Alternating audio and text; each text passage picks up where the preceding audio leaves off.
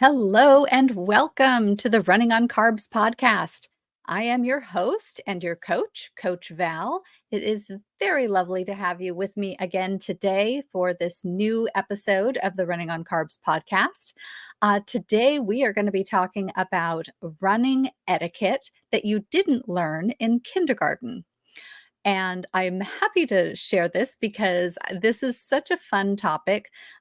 I love talking about this. I'm always intrigued by human behavior. So I picked out some of my top favorites about running etiquette that I think would, number one, be fun to talk about, and most importantly, helpful to you, especially if you are newer to running. But otherwise, it's just a fun topic. So we will have fun with this today. Before I jump into our running topic, though, I want to share a little bit about my race. So, I did the official 10K race on Sunday, just a couple of days ago, in San Diego. It was called the Aloha Run, and they did a 5K and a 10K. The trick to that race this year was that it was the hottest week of the year. And so it was miserably hot, for sure. I knew it was gonna be hot, but I did not know what that was going to actually feel like.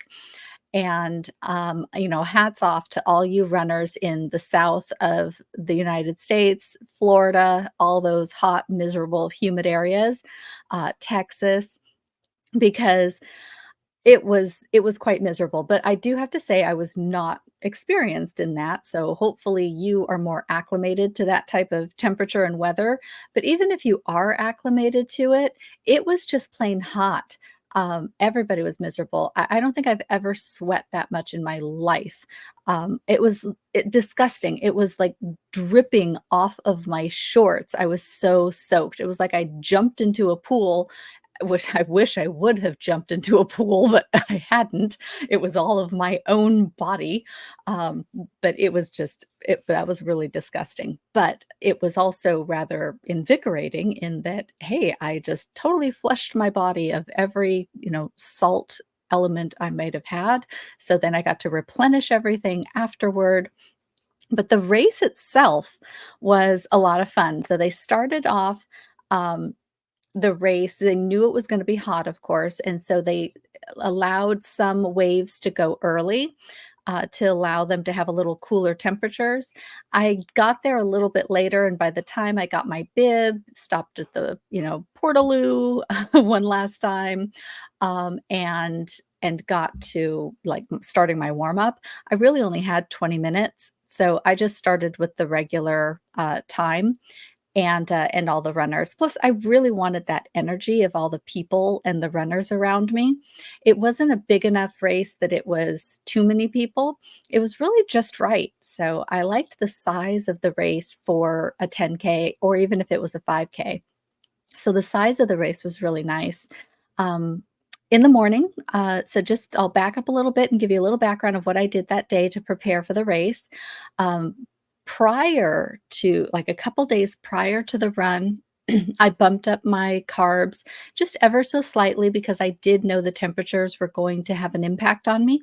So normally I wouldn't carb load, so to speak, for a race of this distance. But in this case, I wanted to have a little extra. So I bumped it up about 15 grams or so a day, starting on Thursday. My race was on Sunday. And then the day before, I think I bumped it up closer to 20 or 25 grams. And then I was drinking a lot of fluids. So a lot of electrolytes, a lot of water. I alternate between the two usually just to keep it all in balance and not get too much of one or the other. So I did that, really Friday and Saturday, really hydrated, and Saturday especially. Then on race morning, I woke up and had my normal breakfast. And so for me, a normal long run breakfast or race day breakfast is an Ezekiel English muffin and a cup of red beets with the high quality balsamic vinegar. I use a cinnamon pear and almond butter on my English muffin and coffee with protein. So that was my breakfast, as it always is. I'm a creature of habit. That's why I travel with my own toaster. So I always have my toaster for my muffins. um, so that was my breakfast, and that was maybe about 5:30 ish or so. So it was about 2 hours before my race, and about 20 minutes. So first off, as I was walking out the door, I realized I hadn't had any water. I was like, I drank so much, the couple days leading up to it, but I realized, like, oh my gosh, I only had coffee this morning. I didn't have any water, and I'm about to go run a really hot race. So I filled up my water bottle and I drank that on the way there. So I got maybe about 20 ounces in, roughly an hour before my race. And then I sipped on my electrolytes a little bit before the race. I brought with me a little handheld water bottle that I mixed my electrolytes really heavy in. So I use scratch powder. I think it's called cucumber lime. It's a seasonal flavor. It's so good. So I mixed it heavy on the electrolytes, knowing it was going to be a really hot, humid race. So I had that with me, and 20 minutes before the race, I took a Huma gel, and it had some caffeine in it also. So I was all prepped and ready to go. I had my electrolytes with me. Started off at 7:45, and at 7:45 in the morning, it was already 81 degrees and 79% humidity. Oh my god, it was so hot. Even I was standing there in the corral waiting for my wave. I was the second wave, and I was sweating, and I hadn't even started running yet. So, and I'm looking around at me at all of the people standing around waiting also, and they're all sweating also. So I'm like, "Oh, this is gonna be a long 6.2 miles." So, and it was. It was probably the longest 6 miles I've ever run. Um, but it started off nice. There was a nice breeze. So I'm like, oh, this might not be so bad as long as the breeze, stays, then, um, there's something at least cooling the body as I'm going, even if the sun is hot. That didn't last. Yeah. So that lasted about a mile, and then there was no breeze, none. It was just sun and hot, and then, of course, people all around you, so it wasn't packed in, thankfully, so that wasn't too bad. It was on an open course, so it was through the bay where there's a just sidewalk, which, by the way, I would n not normally do a race on pure sidewalk, but in this case, being that it was only 6 miles, I thought I could manage it, and I did, so it was okay. I wouldn't wanna do a half marathon on concrete sidewalk, but 6 miles was okay. So, um, anyway, all the middle miles were just hot. They were just hard. Tried to pace myself, and keep it somewhat easy, in the beginning, and, um and then pick up from there. I did do a little bit of strides, and a little 5-minute, run warm up beforehand. So I had warmed up a little bit, which was a good amount. I didn't wanna overdo it because it was hot.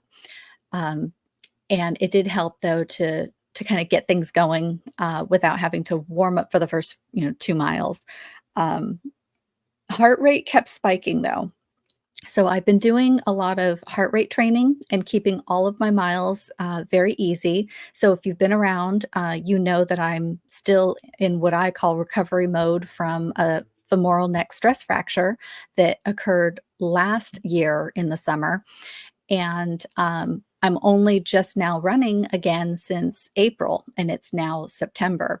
So I'm still at the easy mile pace. And so my pacing is still very off, but I have decided that this is a great opportunity for me to train by heart rate and to teach my body how to be efficient.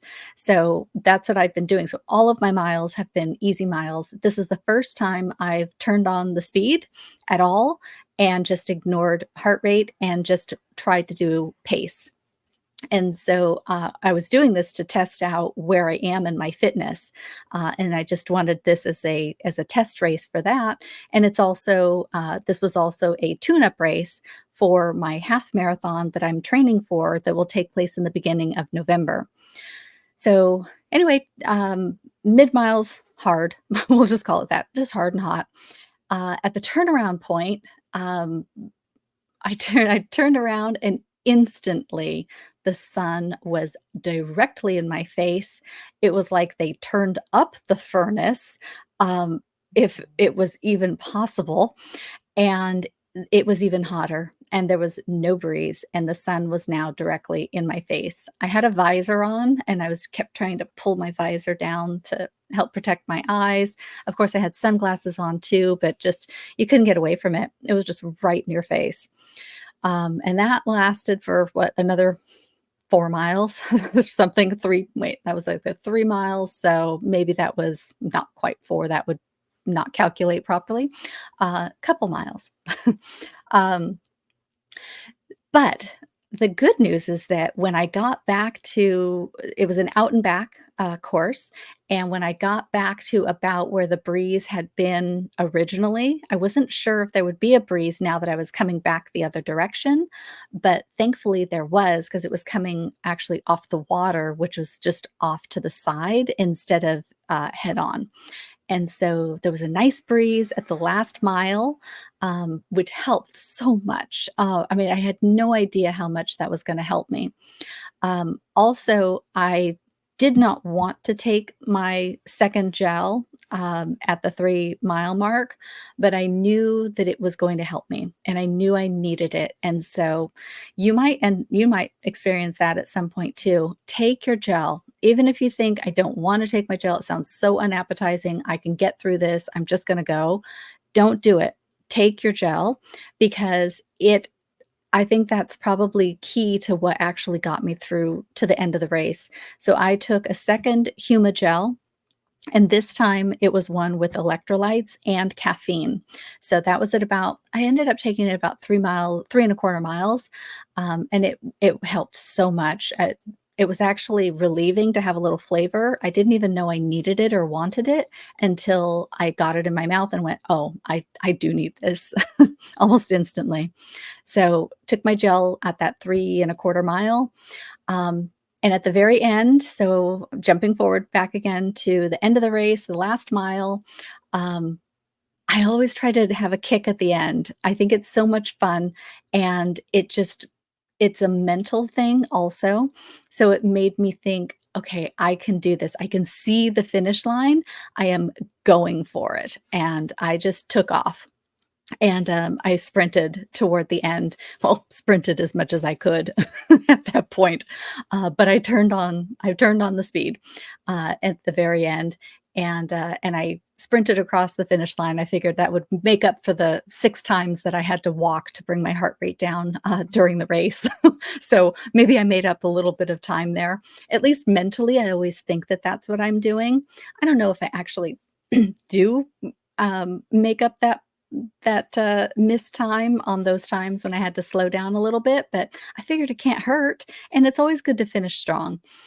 There's an iFit trainer, that I really like, and, of course, his name is going to escape me right when I want to say his name, um, Knox, and, uh, and he talks about, Knox Robinson, and he talks about, something his dad used to tell him, and that was, "Leave something for the fans in the stands," and I love that saying, and that has always been very inspirational, so thank you to Knox and his father, and for sharing that because that has been inspirational to me, and I think about it at the end of almost every race, as I am coming up toward the end, it inspires me to just turn it on a little bit, no matter what I have, just a little bit more just to finish strong.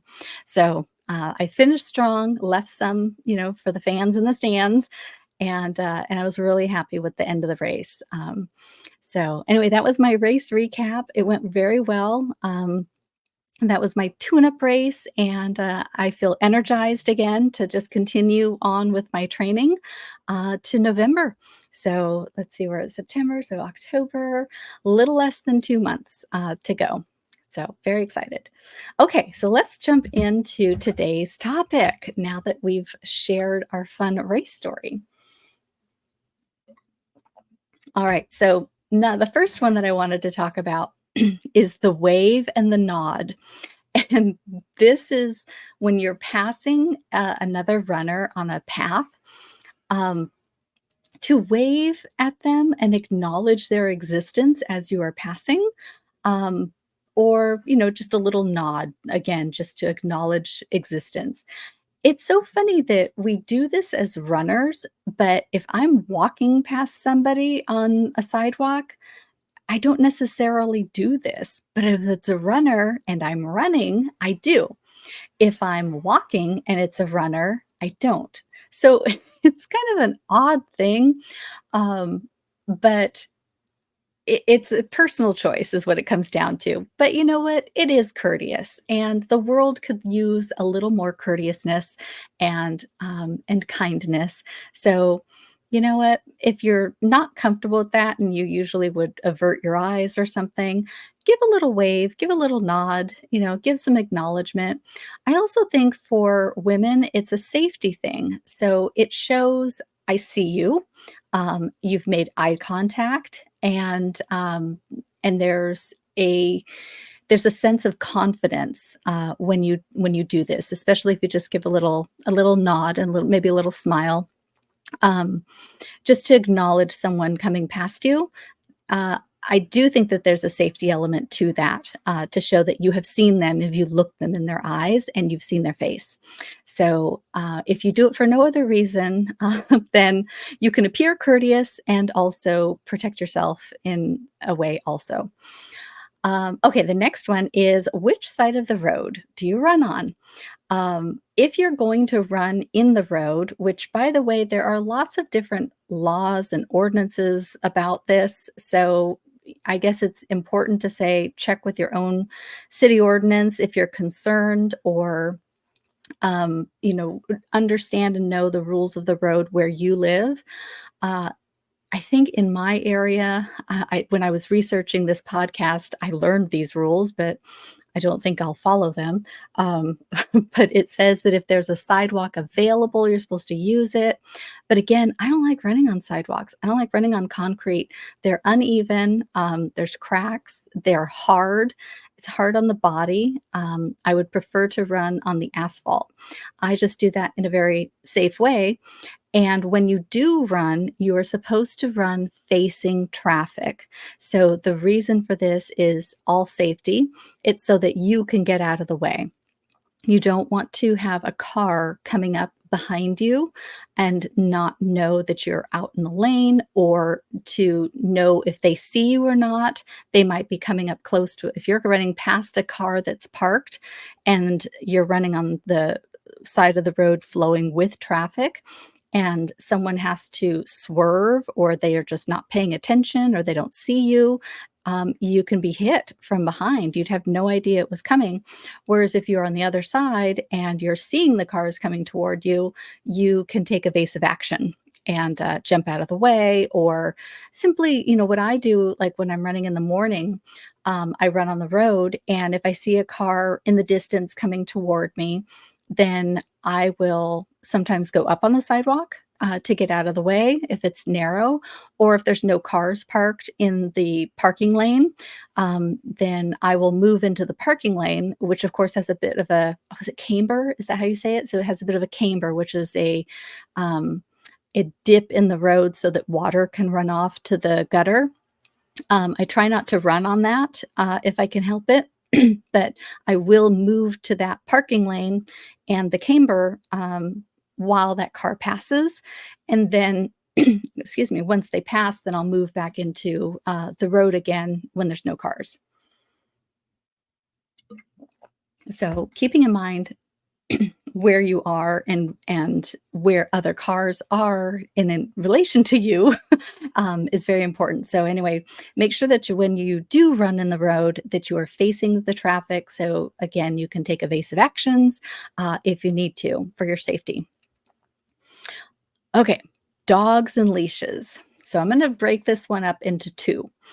Um, I'm going to start with non-dog runners. So if you're a runner, but you're not running with a dog, not all dogs are friendly. I know we all love to pet dogs, and dogs are lovely. And actually, I shouldn't say that because there's another podcast that I listen to, and those ladies, they don't like dogs very much, at least not the ones out on the road when they're running. So, but even if you are a dog lover, not all dogs are friendly. So you have to be aware of that when you are out running. And remember also that dogs have an instinct to chase. So if there is an off-leash dog, even if he seems friendly, even if he's with his owner, I recommend stop running. Just walk past. If you're going to be anywhere near this dog and they can, run toward you, and they're that close, and they're off leash somewhere, I would just stop running until you're well past and then pick up your running again. Some dogs, they just are. I mean, dogs can be unpredictable. We can't see what's going on in their little minds. So if they're off leash, an owner can yell or use their commands all they want, but if that dog wants to keep going, it's going to keep going. So just walk past for your safety. Another thing is that leashes can be very dangerous. So if you are walking or if you are running past somebody who is walking a dog on a leash and you are close enough to them that you're going to be passing that leash dog, I would give them a wide berth if you can, or again, just walk past or something because, again, those dogs, they are unpredictable. They just like cross the path, and the owners are sometimes just oblivious, and all of a sudden you're like tripping over a tripwire, which is otherwise known as a leash, and now you're on the ground. So I just be very careful of dogs and leashes. This actually happened to my sister. We used to rollerblade. Oh, remember the 90s?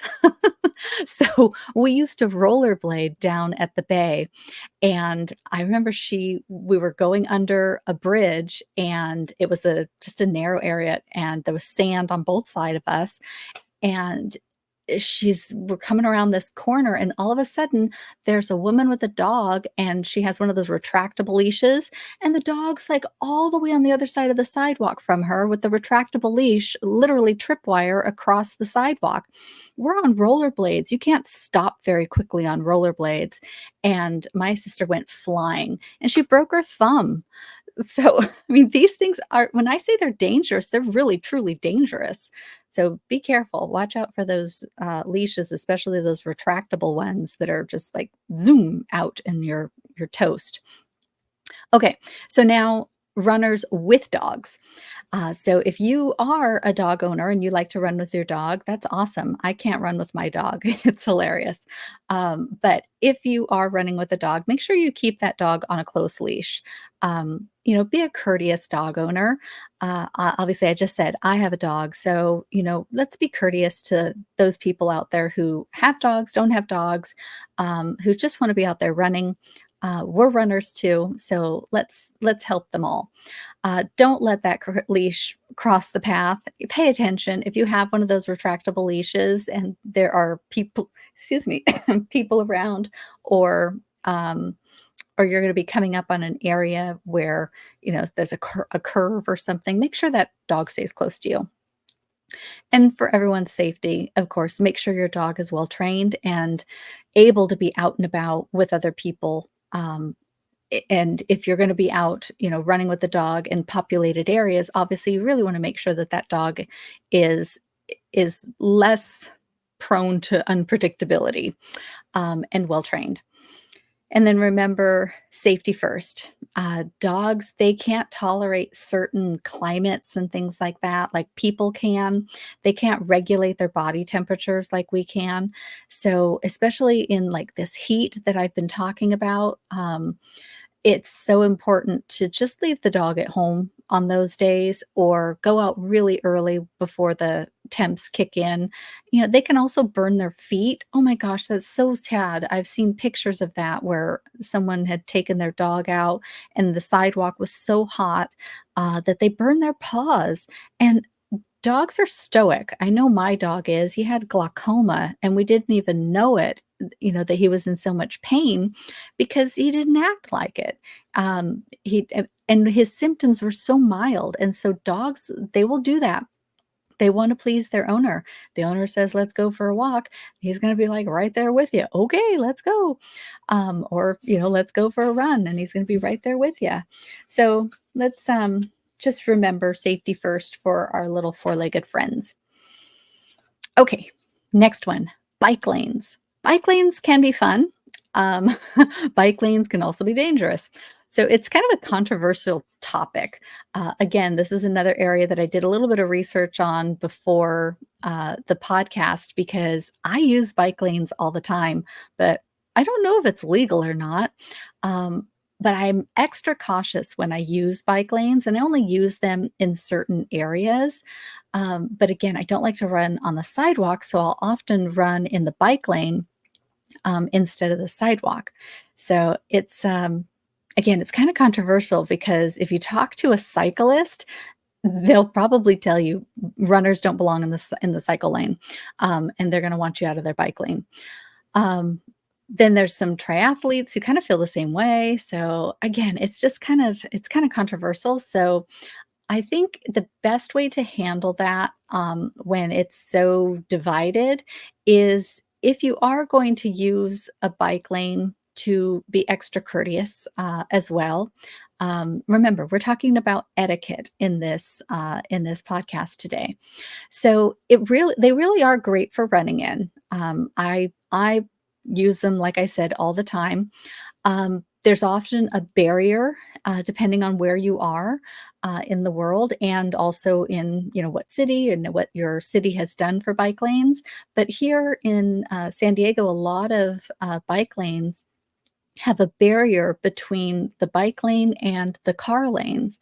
So there's an added element of safety to it because there's a real visual and a physical barrier in some cases between you and the traffic. It's especially good when there's no sidewalks available. There's some areas here in like the beach towns where there'll be a bike lane, but there won't be any sidewalk. So it's really nice to have it there.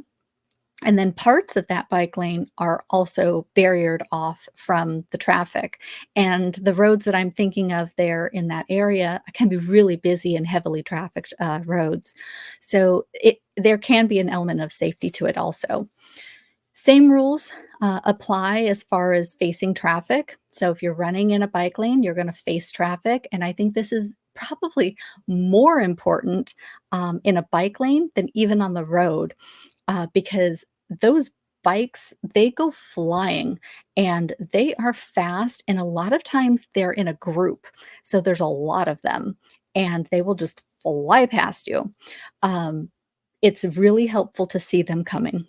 So if you are facing traffic in the bike lane, then again, you can either step up onto the sidewalk if there's a sidewalk there, if you see a group coming or a cyclist coming, or at least move to the inside of the lane so that you can let the cyclist pass. Um, you just have more options to get out of the way if you can see what's coming toward you. So always same thing, same rules as the road. Also yield to bikes. If you're going to run in a bike lane, you get to be the one yielding to the bikes. That's their lane. We can share it, but you get to be the one to yield in this case. It's not always pedestrian first. In this case, you're in their lane and they're going a lot faster than you. So if you don't want to get smushed, I would yield to the bike. That's my recommendation. If okay, so again, just if possible, if there's a sidewalk, then just move and then step back once they're passed. So easy enough. All right, so here's one that's kind of a pet peeve of mine, and that is people running in groups or pairs who take up the entire lane. Is that one of your pet peeves too? It's gotta be. I it's frustrates me so bad. So if you are going to be in pairs of runners, no more than two next to each other. And guess what? That doesn't mean two with your arms outstretched, between you each. So if there's two of you, You walk together toward the side so that people behind you can pass without having to go into oncoming traffic or oncoming, runners or cyclists or anything in a path. It's so frustrating. I just ran into this, this weekend also. People, walking at the race, and they're like 2 feet apart from each other, so it's only a sidewalk, it's not a big area, and to try to run past them, I'm having to go into the oncoming returning runners, because they're walking in this big, like, loose group. So, anyway, single file, if you, if someone's behind you, move to single file or move over farther to the other side of the road so the people behind you can pass. It's again, this is etiquette. That's just courteous. Let people go by. Don't block the whole road. Um, so when that brings me to the next one of passing people. So if you are going to be the one passing a group of people or passing someone, if they are totally oblivious, call out. Or even if they're not totally oblivious, but you just don't want to come up on someone and scare the crap out of them, call out on your left. That's all you got to do. So as you're running up behind someone, if they're, walking and they're just kind of meandering and like moving around in the lane, call out and say, "Hey, on your left." And say it loud enough so they can actually hear you. And you might need to give yourself a little bit of time because you might need to say it twice. Some people are just literally oblivious. It's so dangerous. They're out there in this world and they have no clue what's behind them. So call out, let them know that you're coming up. If there isn't enough room to pass, though, like in that scenario I was sharing at the race, if you've got a bunch of people coming toward you and you can't pass the people in front of you in enough time, you're just going to have to wait a second and you're just going to have to let them pass on the other side so that you can pass with enough room without cutting someone else off and maybe causing injuries or falls or crashes of some kind. Um, and if you're on a small trail, this was another race experience. A lot of my experiences that I get frustrated at come from these races. So I was doing a trail race, and a lot of what I've been talking about today has been about roads, but I was doing a trail race, and most of the trail race was on a big wide trail, and it was beautiful. It was nice, lots of room. But then the and it had a number of different races happening on different courses at the same time, but they all converged at the same place at a certain point so that everyone could run to the end point together. And that is where things got a little messy. So they converged the half marathon and the 10K at the same point where a single line trail, a single trail happened. So we all went from these big wide trails between the half marathon and 10K down to two groups on one single file trail. It was a mess. People were falling. There were runners trying to run faster and, go around people. They weren't calling out anything. They were just zooming past people, and rushing down the single trail. It was quite a mess. And number one, that was just rude. I mean, I realize it's a race and everyone's trying to get their time, but part of a race is conditions, and that was an unsafe condition. I heard later after that race that people had fallen, and it was a really rocky single trail. It wasn't like a nice smooth thing. It was rocky, it was uneven, there were a lot of water divots from runoff, and so you really had to watch your footing, and we're all running, but at a slower pace, except for these people. There were several of them that just came rushing, barreling through, not saying a word, just like dodging people. And eventually that was going to end badly. And it did, from what I understand. So careful on the single file trails and be courteous, call out on your left, and don't pass if there's not enough room. All right. On the same topic here, people, always people, avoid sudden stops. Oh my gosh, this happens at water stations all the time at races, but it can happen just on regular runs too. All of a sudden, you're just jogging along, nice and relaxed, no problem. And then all of a sudden, somebody just stops and like bends down to tie their shoe, and they're literally like right in front of you. So you're like, doing a dance and a jig to like get around them all of a sudden, and hope you don't fall in the circumstance of it. But if you're gonna stop, move to the side of the trail.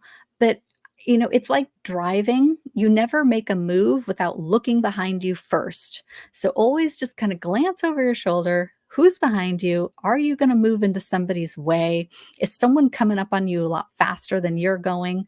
Um, know this before you step any direction, before you make a sudden change of any kind. Now, obviously, this is barring any medical emergency, but if you just need to stop and tie your shoe, or if you just need to stop and fix something, uh, you know, take caution, be aware, and cautiously move to the side of the road after you look behind you. Ah, all right. So, music and headphones is another controversial topic. Um, it doesn't have to be, though. So, music and headphones, just make sure that you can hear and respond to your surroundings. You just want to know what's going on. So, I use bone conducting headphones. I use the Shocks, and previous to that, they were called Aftershocks, and they work fantastic. I know they have a new pair that just came out, like a Gen 3 or something, I think. I haven't used those. I have the one before that. But they work fantastic. I could always hear what's going on around me, and I can still hear my music or podcast or audiobook or whatever it is I'm listening to. And so you can have the best of both worlds. Some people really like the AirPods or the earbuds that go in the ear. I know some women will just run with one in their ear. Personally, that would just drive me nuts to be so uneven with only one sound coming into my ear. That would probably cause me an imbalance. But that's just me. And that's why I use the bone conducting headphones. But if that works for you, that's great. Just, none of these big, like, earmuff headphones, those are not safe.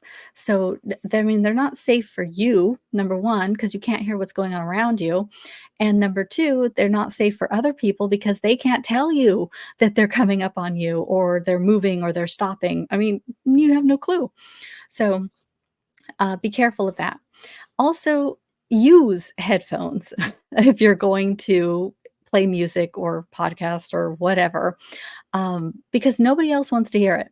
Even if they love the music that you're listening to, they don't want to hear it right then. They want to hear their stuff, or they want to hear nature or whatever it is that they want to hear. Your music is your music. Keep it to yourself. So don't blare your music out for everybody else. Okay. To praise or not to praise? This is another one. I'm pulling out all the controversial, etiquette pieces here. So it's kinda similar to waving. The wave and nod is kinda similar to the praise or don't praise. And what I mean by that is it's I think it's a personality difference personally, whether or not you say something kind to another runner, when they're running. Um Some people like it, some people don't. And I'm thinking like, "Way to go, good job," or, something positive and encouraging, or not, "You're almost there," because that's never encouraging unless you're, like, sprinting to the finish at the finish, but no one ever says it then. They always say it at, like, mile 3 of a half marathon or something. Um, but I would say that if you receive praise, always assume it's meant positively and encouragingly and truthfully and sincerely. So don't think that when someone says great job or gives you a thumbs up that they're being facetious or mean or mean spirited. I do think that anyone that's giving praise when you're out running is truly giving praise. Now, I'm not talking about catcalling or anything like that. I'm talking about, another runner passing you on the trail, "Nice work, good job." I don't get a lot of it, but I remember I was training for, my full marathon, and I was doing a 20-mile run, um, and it was raining hard. It was really raining hard, and I happened to be going up a hill at that time, and, a group of cyclists I was in the bike lane, and a group of cyclists were coming toward me, and so I stepped off to the side, and I don't think there was a sidewalk there at the time, but I stepped into the inside part of the lane to let them pass, and, one of the cyclists yelled out, something like, "Way to go," or "Way to keep at it," or something like that. It was totally encouraging, like, "Oh my," like, "Hey, you're out there running in the rain up a hill, awesome job." So, it actually was very encouraging to me at that moment. I needed it, and I didn't even know I needed it, so I think that God sent that to me at that moment to help me keep going. And it was really nice. So think about that, if you want to give praise, how it might be received. I don't typically give praise unless I know it's going to be received well. I don't just give praise out to just everybody I run past. And there were even a couple people at the race this week that I wanted to give praise to, but again, I didn't know how they would take it.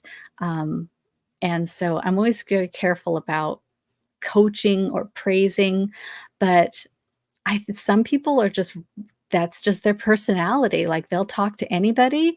I'm a little more introverted. I know I do this podcast, but out in the world, I'm pretty introverted. I'm pretty quiet unless I, know a group of people. So, um, yeah, take it for that. If you're gonna give praise, make sure it's sincere. If you receive it, assume it's sincere.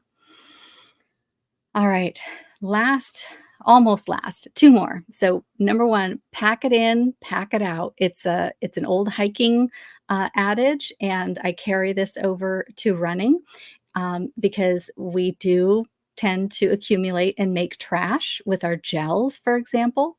So, you wanna make sure that you're really careful with the packaging, if you're using gels or any type of, food, on your run, that you're not gonna drop it, that it's not gonna bounce out of your pocket. Make sure that your trash is secure and that it's not falling on the ground.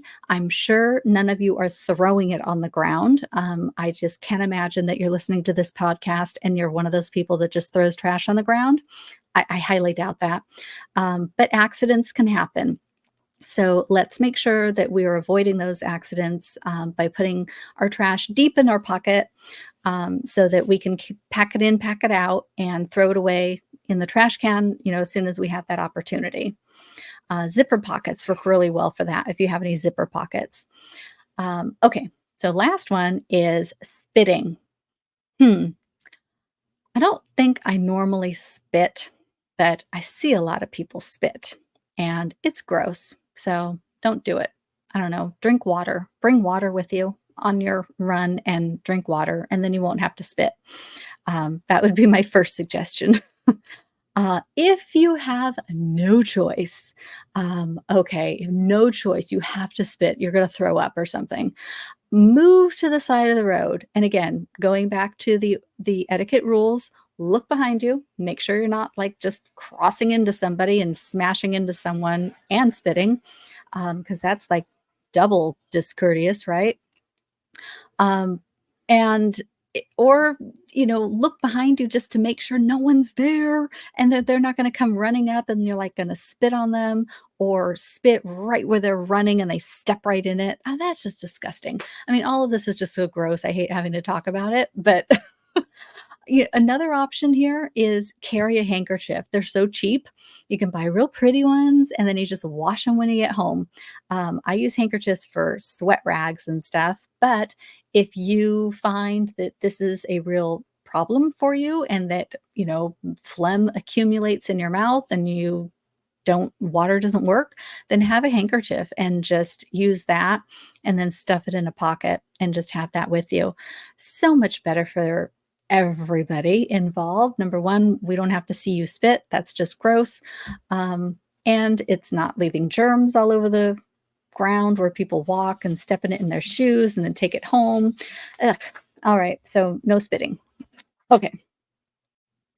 that was my last etiquette piece. However, I have just a couple little bonus etiquette items with a note about racing etiquette. Since I just came off of a race, I thought this would be a good time to talk about some of the racing etiquette, especially some of the stuff that I saw while I was at the race this weekend. So, racing etiquette, and this is not all inclusive. I could probably do an entire podcast just on this. I'm just picked out a few top ones that I noticed. So the first one that I notice is slower pace, move to the outside edge. If you're a walker, if you're slower than the other runners around you and you're noticing like everyone is passing you, maybe you got a side stitch, maybe you're just a slower runner than the people at the race. All okay. But you don't want to be in the middle of the lane if you are going slower than everybody and they're all having to bob and weave and dodge around you. That's not safe for you. It's not safe for other runners. It's better for you just to move to the side of the whatever you're running on, the course or the road, or the trail, and just move to the side and run on the side so that you're not in the way of all those faster runners. Very courteous. Faster runners, keep in mind, they're always going to want to stick to the inside edge and the shortest part of the course. So faster runners will often run the tangents, as it's called, and the tangents is the shortest path for the course, and that's where they measure it, and that's how they get the course distance. This is also why your GPS sometimes is more than the course distance is because they're going to measure by the tangents. So again, if there's faster people going past you, they might be trying to run the tangents. And if you're walking in that area or running slowly, you're in the way. So let's just get out of the way, let those faster runners go past, and then do our race the way we want to, just on the outside edge. Line up with your proper pacing corral. This again, it always goes back to safety, but it's also courteous as well. So it's good etiquette to line up in your proper pacing corral. Now, a pacing corral at a lot of races, especially large races, will divide up runners by their estimated finish times. So if you're at a half marathon, they'll be like, your hour and a half pace. They're going to be the speedsters. And then you've got, further back, you've got maybe your 2.5 hour, your 3 hour. If you are a 2.5 hour runner for a half marathon, don't go line up with your buddy who's an hour and 45-minute runner for a half marathon. Number one, you're not going to keep up with them. Number is you're going to get left in the dust. Number two, it's discourteous because you are going to be going so much slower than all of those people that are taking off in that corral that you're going to be in the way. And you might get hurt if somebody runs into you. Someone's not expecting someone to be going at that slower pace. They might run into you.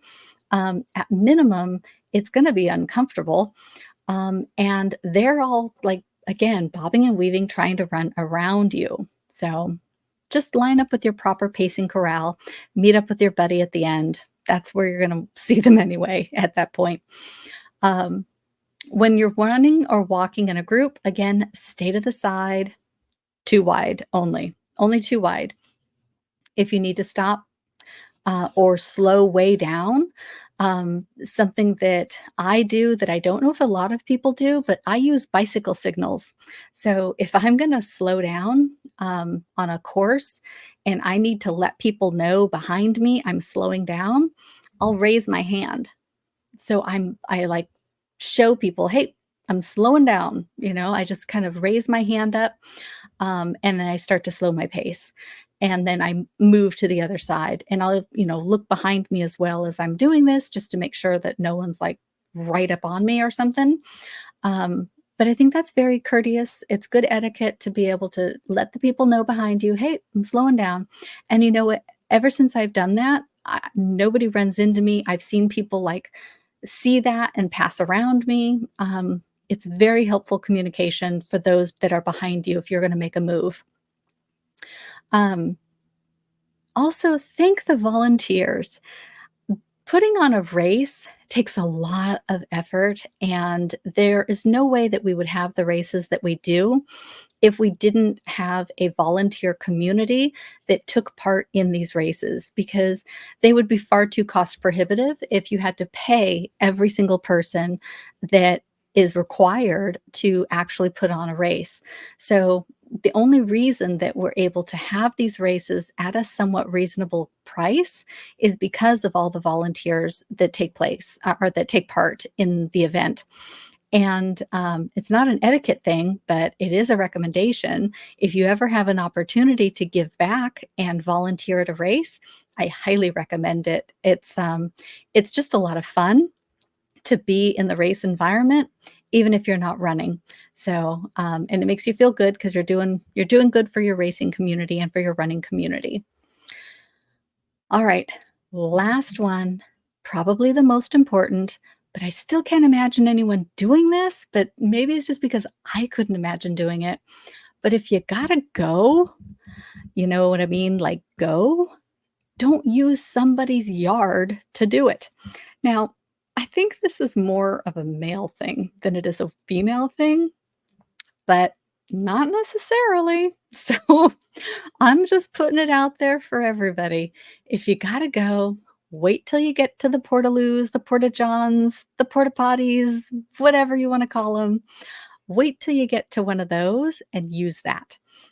Or if you're, running on a city street and there's a 7-Eleven, by all means, just not outside, not where there's, like, people's yards. So, anyway, that I just had to finish on that one. If you gotta go, do it in the appropriate place. All right, we're gonna end on that one. That was fun. I told you this was a fun topic, so, I'm sure you've got a bazillion more, and if you do, then please come and connect with me on Instagram. It's running.on.carbs on Instagram. I'm also on Facebook at Running on Carbs Coaching because I am a coach. So if I can help you in any way and you just want to reach out to me and say, hey, I've got this planned, I've got this going on. I want to, run a race in several months or something, or I just want to get started and I need some help getting started. Go into my Instagram or the link at the bottom of this podcast in the show notes, and there's a link to set up a phone call with me. We'll get on a call and we'll put it together, whatever works for you. So I can do customized program for coaching, either just a race plan that you're looking for, or if you really want, customized one-on-one coaching and plant-based nutrition, because that is what we do. We are powered by plants here, running on carbs, carbs being plants. So if I can help you in your journey to run on more carbs or all carbs, then let me know. Well, obviously not all carbs. We do add protein in there. Protein is very important, but we can't do it without the carbs. So we are running on carbs here and powered strong by them. If you want some help with that, please reach out.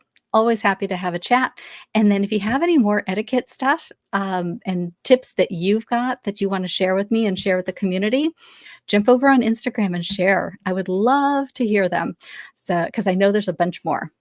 In the meantime, go out and be very courteous and neighborly and enjoy your runs and run your best life on carbs. I am Coach Val. I will see you next time. Take care.